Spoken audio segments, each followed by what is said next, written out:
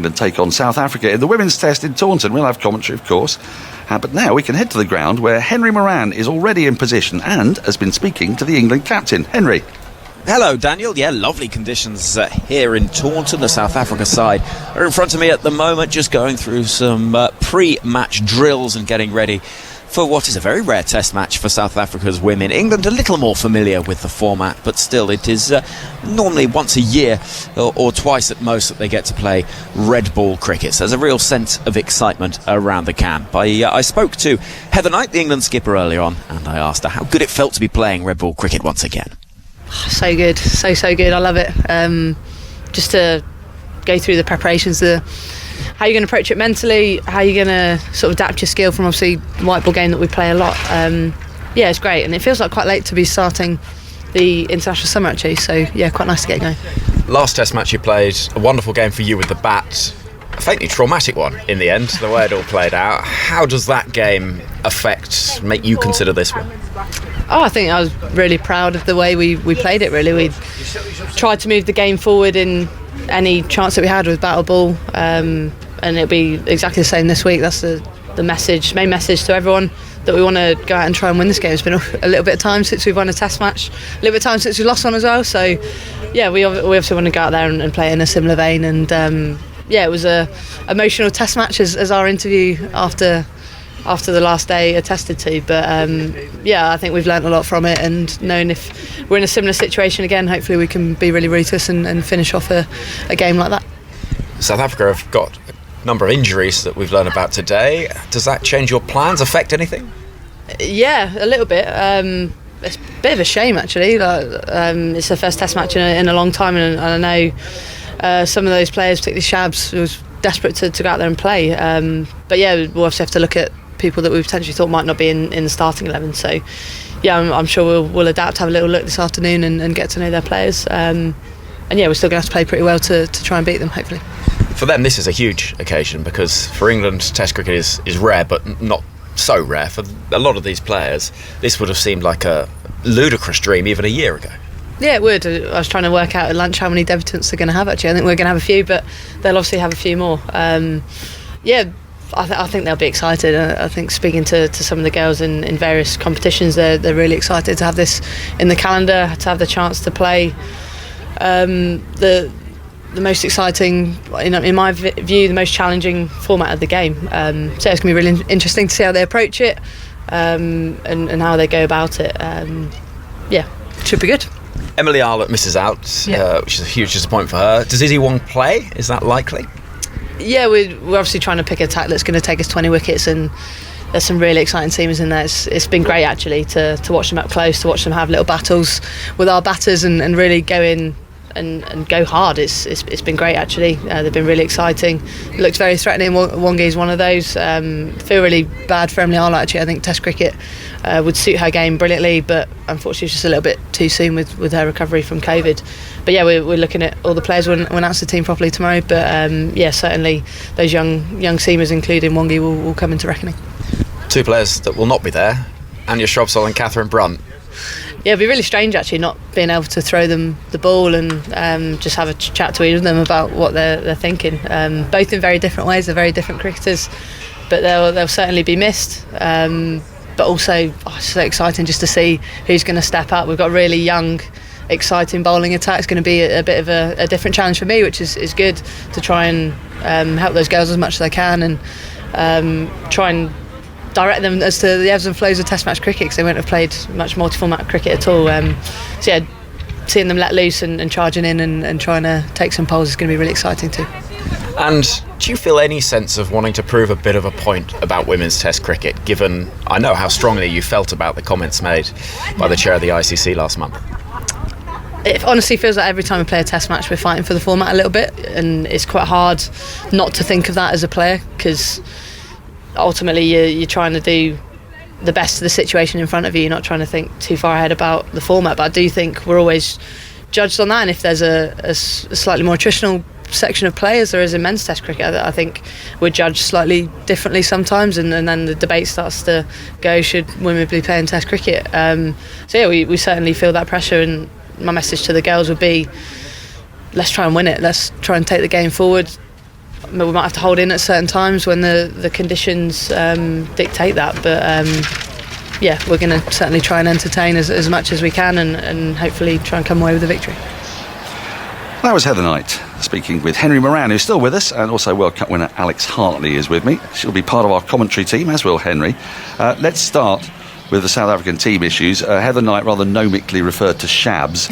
I think what we understand that to be is Shabnim Ismail, Yes. Alex Hartley. She is not available. And who else is also not available? No, Ayabanga Kaka. She is coming back she had a career-ending, threatening career-ending injury to her shoulder not so long ago, so I guess they're managing her workloads. And Chloe Tryon, who was a left-arm seamer, now a left-arm spinner and bats middle order, so she's got a hip niggle, so she misses out as well. And Shabnim Ismail is an unbelievable seam bowler, one of the quickest in world cricket for women's cricket, and to see her, it would have been really exciting to see her bowl with a Duke's ball, and it's just a shame that she's not available. She'll be gutted to be ruled out of selection. So South Africa going into that test match weaker than they would have liked.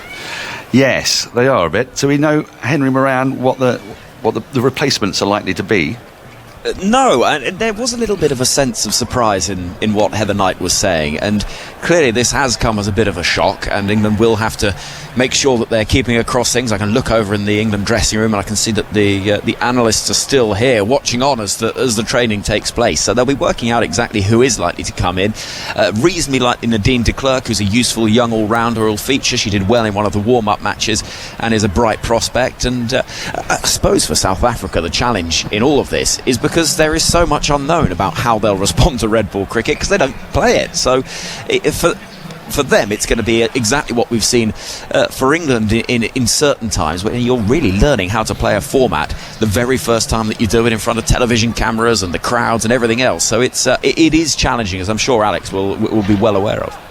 I mean, it's true also of many of the England women's players, because of course they will have to have a new ball set up. Kate Cross will almost certainly play, your podcast partner, but after that, who partners her, do you think, with the new ball? Well, I think Lauren Bell's got to play. She's been in and around that England setup for a while. Her point of difference is she's a tall seamer, so she projects the ball from a greater height than anybody else does in the women's game, and she's a really exciting seamer. Heather Knight sort of said Izzy Wong was going to play, and then said she wasn't, or she'll be considered to play. So I want to ask Henry that as well. You were there when she said that. So what did you get the feeling of? Because she sort of talked around it. I thought for a minute Izzy Wong was going to play, and we're very excited if she does, because she's rapid. But then it was she's coming into the reckoning like all the other seamers. What was your feeling? It's exactly what we said here when she said that, and as we were walking away having recorded the interview, it was exactly that conversation. She seemed to be confirming, and then thought, oh, hold on a minute, do I not want to be revealing my hand at this stage? I mean, maybe we'll find out tomorrow that Izzy Wong isn't part of the side, but she was certainly a very active part of training earlier on today. She is an exciting player. She bowls seriously quick, and that's something England have been looking for a long time, and all of the guile and experience of Anya Shrubsole and Catherine Brunt. But it is going to be replaced by something a little bit different, with the height, as Alex says, of Lauren Bell, and potentially the real dangerous pace of Izzy Wong, which will be quite an exciting thing to see. And I'm really glad, if she does play, that we'll get to see a proper fast bowler having a go with this Duke's ball, because we're missing Shabnim Ismail from the South Africa side, but Duke's balls aren't used in women's test match cricket normally, but this year they are, and there's quite a lot of excitement about how it's going to behave, and so there is that element that having a really express bowler will be really nice. Henry, were you watching the England girls train this afternoon? Yeah. When you say Izzy played a part in training, was she bowling at batters? Was she out in the middle? She was out in the middle. I didn't see her bowling at the batters. I arrived at the end of England training, so it was the sort of latter stages of it. But I wouldn't. You get a bit of a vibe when watching training, and we all get quite used to trying to work out team selection by body language. And it didn't look to me like she was making up the numbers in the way sometimes you get a bit of a sense of somebody who's just sort of slightly, keeping things ticking over ahead of a more significant contribution later on in the summer. To me, it looked like she was gearing up for action, but of course, we'll have to wait and see what the toss and team news brings tomorrow. What I can tell you is, just looking out to the middle now, the covers have come off after a bit of a shower, and there is quite a lot of green on that surface. So whether that will impact on England's selection, I think we'll have to wait and see. other spinner to partner Sophie Ecclestone, Alex? Charlie Dean, off spinner, batting all-rounder as well, so she'll most likely play. I guess the question is, do you go Cross, Bell, Davis, or Cross, Bell, Wong? Right. And that'll be the only question. Emma Lamb has to open the batting for me. You know, she comes in. No Lauren Winfield Hill. Unfortunately for her, she's not being selected in the squad at all. So the only person when you're looking down that squad that's going to play is Emma Lamb to open the batting. So that's another debut for England. There's going to be a few tomorrow. There's going to be loads for South Africa. Yeah. They've not played since 2007, but it's going to be really exciting. I love the fact that these young seamers could come into the game, even if Wong didn't play tomorrow. They've got Freya Davis, who in-swing bowler, who will play a similar role to what Anya Shrubsole has done over the years. So we're going to let you go, Alex, because I think you've got to go and minister to the good people on TV. Henry, it's a new era in a way for English women's cricket. It feels like, with no Shrubsole and Brunt. And it's rare to get many new eras. I mean, we've covered women's cricket a long time together on the BBC for the last 8 years or so. And we've seen very, very gradual evolution of personnel. This feels like it's a bit of a step change. It does, particularly given the role that the two play, with them taking the new ball and for so long being the spearhead of England's bowling attack.